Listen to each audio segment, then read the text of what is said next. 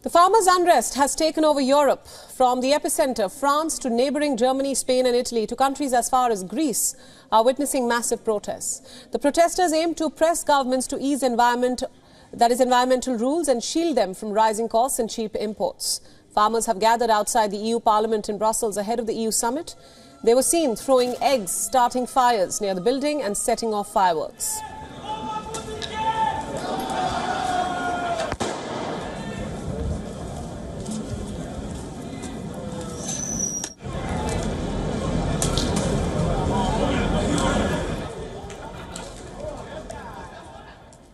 These protests across Europe precede European Parliament elections scheduled for June this year. Farmers represent a growing constituency for the far right, which is expected to gain in the upcoming polls. Paris police arrested 79 protesters at the giant food market, which the farmers tried to block with their tractors. The police said those arrested entered a storage site, causing some unspecified damage inside.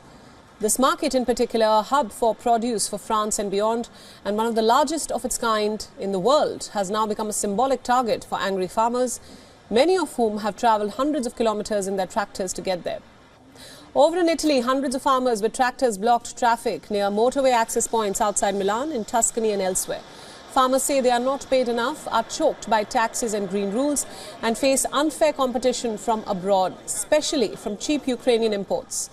Farmers in Greece also lined highways with their tractors, briefly shutting arteries in a symbolic protest as mobilizations grow in the country.